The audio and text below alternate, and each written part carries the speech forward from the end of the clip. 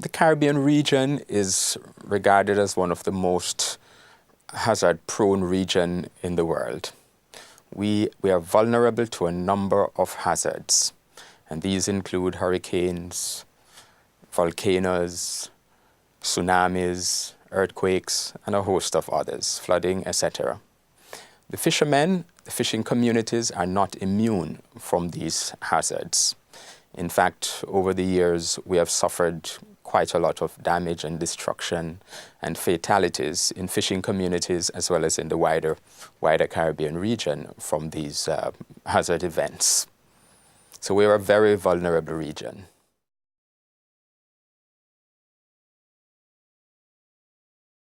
In the region, we have seen increased incidents of hurricanes and stronger hurricanes.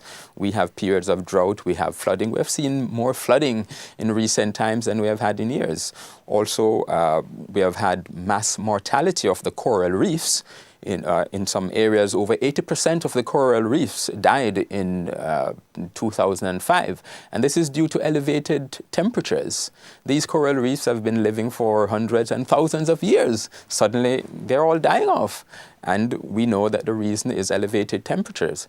Last year, we had unprecedented influx of sargassum seaweed in the Caribbean region.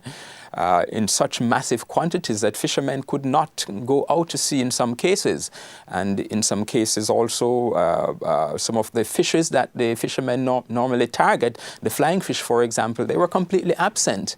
Now, we believe these things are related to climate change and climate variability.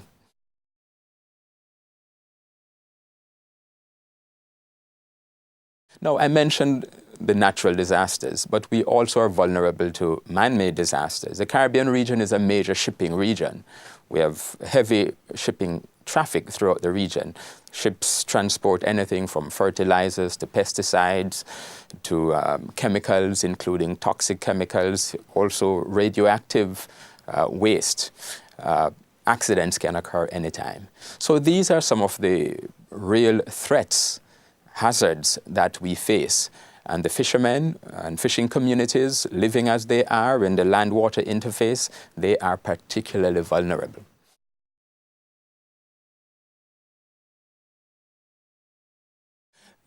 Disaster risk management and the hazards that we face as a result of climate change and climate variability now occupies a very prominent position in our economic planning and our policy making. And for that reason, our governments have established two key agencies to help to spearhead our response to climate change and disaster risk management. First of all, they established the Caribbean Community Climate Change Center, the 5 Cs we call it for short.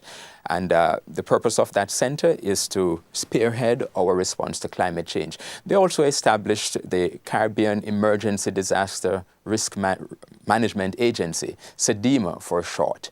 And this agency's responsibility is to coordinate and promote regional efforts to strengthen disaster risk management. And they have adopted a comprehensive disaster management strategy that looks at the entire disaster management cycle, starting with prevention, looking at preparedness, response, rehabilitation, as the case may be, so that we have a comprehensive approach. And our focus is to focus on prevention and preparedness, because we think this is where attention and effort should be directed at this time.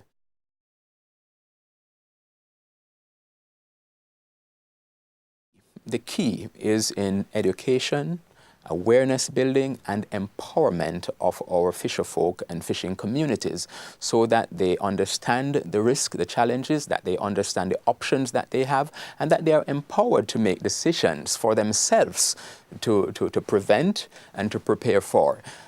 Government agencies, regional agencies cannot do what needs to be done. At the end of the day, you must focus on working with, mobilizing, and getting the fisherfolk and fishing communities to take the action that they think is necessary. Now, of course, there are a number of things that we need to do to ensure that this happens.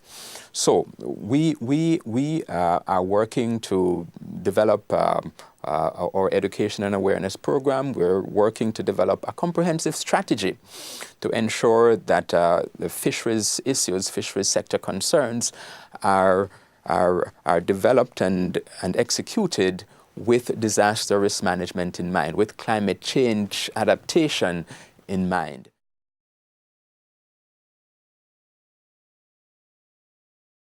First of all, let me commend FAO for elevating the issue of disaster risk management and climate change in their work program.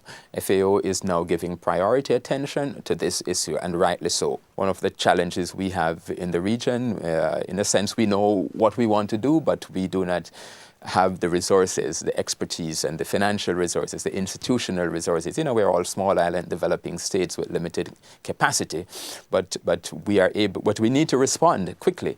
And so the support that FAO is providing now is very welcomed, and that will help us get on our way.